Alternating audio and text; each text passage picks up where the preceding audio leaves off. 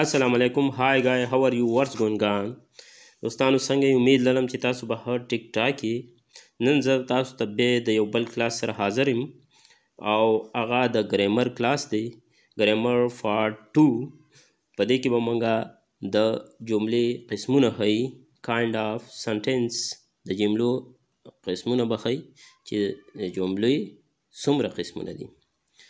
نو راځئ چې د جملې قسمونه بیان کړو. د جملې 5 قسمونه دي. اول نمبر چې کوم قسم دی د جملې هغه دی ایزرټیو سنټنس.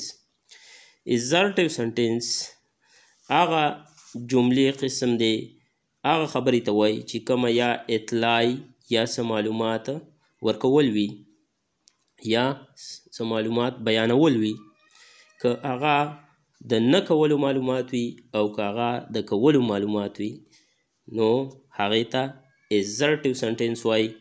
راځئ په اگزامپلو کې وګورو چې ایزرټیو سنټنس څه ته وایي. یو ایټ مینګوز، ته ام خوري. یو ایټ مینګوز، ته ام خوري، دا دی ایزرټیو سنټنس. آی ایم ا سټوډنټ، آی ایم ا سټوډنټ، زه طالب علم ام، زه یو طالب علم ام، دا دی assertive sentence. He doesn't tell a lie، هغه دروغ نه وایي. ګوره د نه کولو خبره ده. He doesn't tell a lie، he does not tell a lie، د نه کولو خبره ده، هغه دروغ نه وایي. دا هم assertive sentence دی. بله خبره یاد ساتئ، دلته ما doesn't هم ویلي او does not هم ویلي. تاسو چې ډایرکټ خبره کوئ، ټیک د لیکلو کې does not لیکلی، خو به ډایرکټ تاسو داسې ویلی شي he doesn't tell a lie. بل جملې ته ګورئ. they are not playing cricket، هغو کرکټ نه کوي، هغو کرکټ نه کوي، یعنی کرکټ اوس نه دی شروع، هغه ټیم کې د شروع وخت خبره ده. دا هم ایزرټیو سنټنس دی، په نه کې راغلی دی. they are not playing cricket، یعنی هغو کرکټ نه کوي، یعنی هلته هغو اوس کرکټ نه دی شروع، داسې مطلب دی. صحیح شو. بلې جملې ته ګورئ. he recited the holy Quran، he recited the holy Quran، هغه د قرآن پاک تلاوت کوي، یعنی کول دي، نه خبره پکې نه ده. دا هم ایزرټیو سنټنس دی. دویم نمبر قسم چې د جملې کم دی هغې ته انټراګیټیو سنټنس وایي، یعنی سوالیه، یعنی د چا نه څه سوال کول، د چا نه کوېسچن کول، هغې ته انټراګیټیو سنټنس وایي. په جملو کې ورته ګورئ. واټ از یور نیم، یعنی سوال یې کړی دی چې ستا څه نوم دی. ویر ډو یو لیو، یعنی سوال یې کړی دی چې ته چېرته اوسیږي. دا انټراګیټیو سنټنس دی. ساري، انټراګیټیو، صحیح پروننسیشن داسې دی، انټراګیټیو. آر دی ورکینګ، هغو کار کوي، سوال یې کړی دی، هغو کار کوي، یعنی کار اوس شروع دی، شروع خبره ده. ورکینګ پسې آی ان جي راغلی. آر دی ورکینګ، تپوس یې کړی، هغو کار کوي. بل جملې ته ګورئ. ور وی ټاکینګ، ور وی ټاکینګ، د تیر وخت خبره ده. منګه خبرې کولې، اوس داسې منګه وایو یو کس نه چې منګه خبرې کولې هغه وخت کې، لکه هغه وخت کې منګ خبرې شروع کړې وي، لکه د شروع په تیر وخت کې شروع کار ښیي چې کوم شروع وي، نو ځکه ټاکینګ راغلی.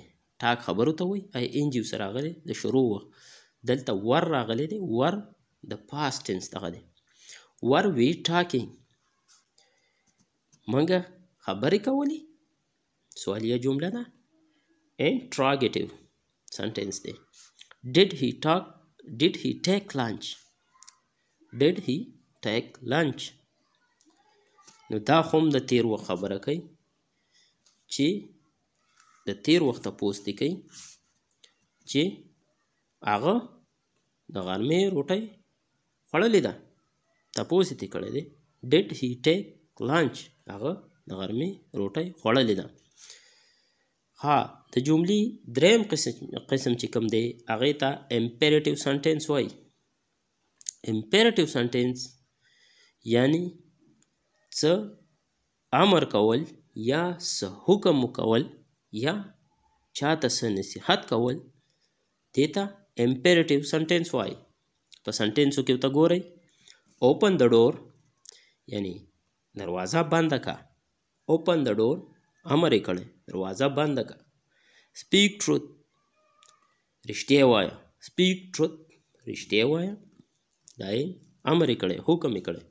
ډونټ ټیل اے لای، دا یې ورته نفي ورکړی، نصیحت یې ورته کړی دی چې دروغ مه وایه. ډونټ ټیل اے لای. ډونټ گو دیر، دا یې امر یې کړی دی، نصیحت یې ورته کړی دی، یعنی نفي ورکړې ده چې ډونټ گو دیر، هلته مه ځه. ټرن آن د ټیپ. ټرن آن د ټیپ حکم یې کړی دی چې بمبه کولاو کا. ټرن آن د ټیپ.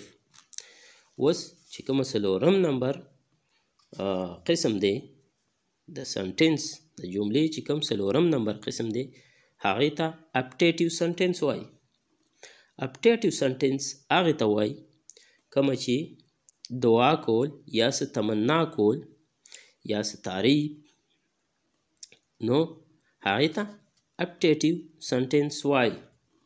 په مثال کې ورته ګورئ مے یو لیو لانګ، الله دې تعالی ډېر عمر درکړي، یعنی دعا یې کړې ده مے یو لیو لانګ، الله دې تعالی ډېر عمر درکړي.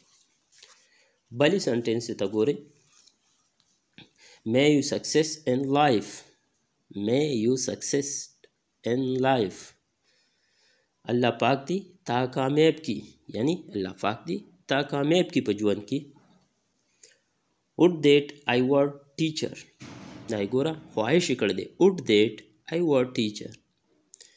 تېر وخت خبره کوي، خواهش یې کړی دی چې کاش چې زه استاد وې، یعنی دا یې تمنا ده کاش چې زه استاد وې. بلې جملې ته ګورئ would that he come now. would that he come now. کاش چې هغه اوس راشي. کاش چې هغه اوس راشي، یعنی دا یو تمنا یې کړې، آرزو یې کړې. would that I were rich. would that I were rich. کاش چې زه مالداره وې. دلته ټول دا ور چې رالی دا تیر لکه چې مالداره وې تیر وخت دی که نه. would that I were rich. کاش چې زه مالداره وې. بلې جملې ته ګورئ would that she was my wife. would that she was my wife. کاش چې هغه زما ښځه وې. دلته یې تمنا کړې ده. ها د جملې چې کوم پنځم قسم دی هغې ته exclamatory sentence وایي. exclamatory sentence هغې ته وایي چې څه د غم یا د خوشحالۍ یا د حیرانۍ یا د افسوس اظهار وکړي، هغې ته exclamatory sentence وایي. په مثالونو کې ورته ګورئ هره بیا پسې دا exclamatory نشان لګي او د هغې نه پاس we have won the match. هره we have won the match. آها مونږ داسې وایو په پښتو کې مونږه میچ وګټو. هره we have won the match. else they have lost the race. else they have lost the race. افسوس هغه منډه وبایلله. هغه منډه وبایلله. else they have lost the race. how clear this water is. how clear this water is. دا اوبه څومره صفا دي، یعنی یو خوشحالۍ خبره ده. دا ګوره مونږ وایي اوبه یې ډېرې صفا مونږ ته ښکاره شي، مونږ وایي دا اوبه څومره صفا اوبه دي دلته. دا د خوشحالۍ خبر ده. how clear this water is. او بل ته ګورئ hush the baby is sleeping. hush خاموش یعنی چوپ شه ماشوم اوده دی. hush the baby is sleeping. او بل د شاباشي خبره ده brave go ahead شاباش مخکې ځه. brave شاباش go ahead مخکې ځه یعنی شاباش نور خو مخکې لاړ شه. بل ته ګوره really I don't believe it.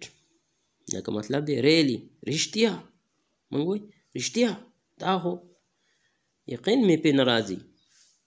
رښتیا I don't believe it رښتیا یقین مې پې نه راځي. دا و د نننۍ ورځې کلاس او دا ښه په تفصیل سره وګورئ. زه به تاسو ته بل کلاس راوړم بله ورځ چې هغې کې به زه تاسو ته د ناون ښیم چې ناون څه ته وایي د هغې ډیفینیشن به ته کوم او د هغې قسمونه به ته ښیم په بل کلاس کې. چینل څه ضرور سبسکرایب کړئ چې بل کلاس دپاره تاسو ته نوټیفیکیشن فورا ملاویږي.